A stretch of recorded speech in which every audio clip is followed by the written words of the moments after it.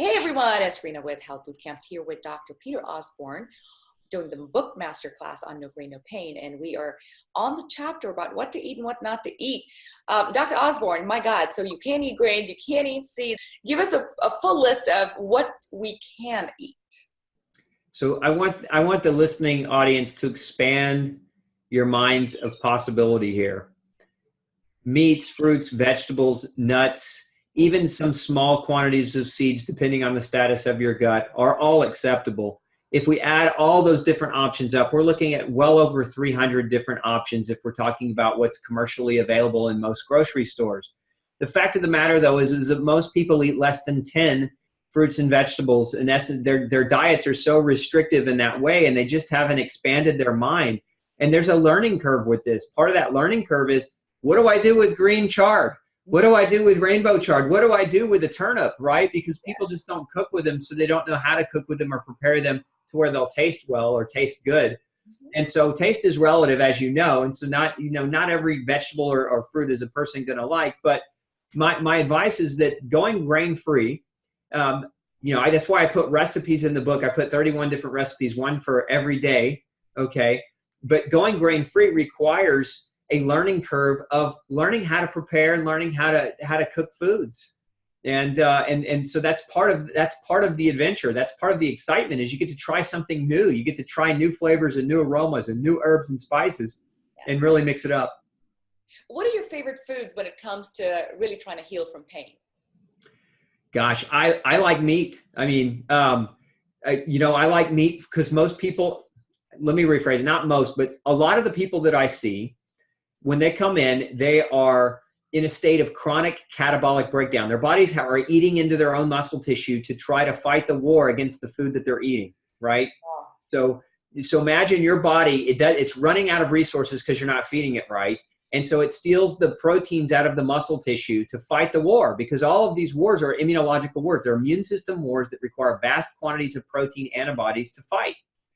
And this is why people with cancer waste. That's called cachexia. They waste away. This is why people with autoimmune disease, initially they're overweight, but over time they start to waste away. They start to their muscle mass starts to deplete. There are a lot of people who are what we call skinny fat. They're thin, but they're under muscled. They don't have muscle tone because their bodies have been eating their muscle tissue. So I like protein, high biological value protein, to help that person's immune system recover, to help them as they start to become capable of doing more physical activity, to build lean muscle. I'm not talking about building Herculean bodies. I'm talking about building lean muscle so that their bodies redevelop resiliency, okay, for the future. Because the number one factor, if we could take away all the science and take away all the noise, if we could choose only one thing that would keep a person alive longer, pretty much everybody in science agrees. There's two, but one of them is maintaining your muscle mass as you age. Oh, interesting. Okay. Yep. And the name for not doing that is sarcopenia, means age-related muscle loss. Okay. So one of the factors that we can predict an early death is if a person has sarcopenia. The other one is eating too much, just overeating, right? So that's the other one is, one, don't ever eat too much. If you want to do the least quantity of damage to yourself, stay physically active as long as you can in your life, and don't use your age as an excuse to not exercise or not be moving. And two, don't ever overeat. Stay away from the buffets and the gluttonous, food celebrations that so many people want to put on, and eat less as opposed to eating more. That makes a lot of sense. All right. Well, on our next one, we are going to talk about supplements. But before we go, Dr. Osborne, give us your favorite recipe. What do you eat in a given day? Tell us about your breakfast, lunch, and dinner. So every morning, I always start off my day with a high intensity interval training exercise. So I knock that out first thing, and then I drink. How long do you do that? It varies from 15 to 40 minutes. Okay. Depends on, I have a gym that I go to. It's a CrossFit gym. And so whatever they've got programmed for the day, I do it. Oh, okay. And so then I drink a protein shake, and the protein shake has collagen protein, and it has grass-fed beef protein in it. And I mix that with strawberries and water, and the strawberries are frozen organic strawberries, so it blends a nice shake. And well, so there's a question for you. So what protein do you take, given most of the proteins that are out there that are popular anyway have whey in them? Yeah, so I have my own formulation. It's called Ultra Pure Protein, Okay. is what it's called. And if anybody wants to pick something like that up, they can go to glutenfreesociety.org and hit the shop button. It's gluten free, it's grain free, it's What? dairy free, it's legume free. It fits all the rules for the no grain, no pain process. But that's my post workout drink. Okay. And then for breakfast, I do a couple of eggs, either hard boiled or scrambled. And if I scramble them, I'll use a little olive oil. And then I use a big pile of spinach or chard or leafy greens, always organic. And then I sprinkle pecans or almonds over the top. And I put blueberries over the top of that. I don't use salad dressing at all. The blueberries are my salad dressing. And depending on what else they have, I like purple cabbage, so sometimes I'll use shredded purple cabbage and put that over the top of it, or shredded carrots over the top of it. So that's usually breakfast, and I don't eat my breakfast until around noon. So I'll drink my shake right after my workout, and I won't eat my breakfast till around noon. So really, I don't. Everybody says breakfast is the most important meal of the day. It's really not. Most people do really well with a late breakfast or more of a lunch. Right. And what that does is it gives your gut time to rest, right? Just part of the healing process.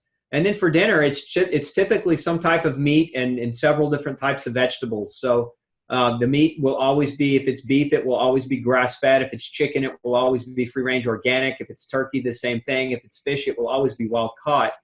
Or we will have wild game if we've got, sometimes we have family members that bring us venison or elk or other things. So we'll eat those things when they're available as well. And then vegetables, just depending on what's in season. We really try to do seasonal rotation pretty well. So if the asparagus is coming in, we like to get the asparagus, or other things that we like. We love cabbage. I'm a German, so we do a lot of cabbage, a lot of shredded cabbage and sauerkraut and things of that nature. We love Brussels sprouts and cruciferous like broccoli and cauliflower. So it just depends on what my wife is in the mood for cooking that night, or if she asks me, I'll give her my opinion. But it's very meat and vegetable heavy. What about a treat? I didn't hear a treat in there. What do you You do? didn't? No. I mean, from a treat perspective, fruit is a treat for me. So some of my favorite fruits are the berry family. So blueberries, raspberries, blackberries, strawberries, also good when they're in season. And then additionally to that, occasionally I'll have a banana. I don't do too many of those, but I do if I've really sweated a lot in a day, I'll have a banana because of the electrolyte properties. Cantaloupe's an excellent treat, full of potassium. So again, if you sweat a lot, cantaloupe's a great treat for the summertime. Watermelon's a great treat for the summertime if you can find it. Again, always organic. So fruit is really the biggest treat that for us. Now we do sometimes we'll do like little paleo treats. One of the things I like to do is I like to take peaches and slice them up and put them in a pan, and then we'll sprinkle a little bit of almond flour and cinnamon over the top of that, and then we'll cook them. We'll bake them like a cobbler. And Yeah. so what happens is the peaches, as they cook, the sugar from the peaches will interact with the almond flour and create like a crumbly crust almost. So you don't need the grain, and it makes a really, really sweet and delicious treat, if you will. I'm going to have to try that. All right. So on our next recording, we're going to talk about supplements and what supplements can help you heal from pain. So make sure to tune in.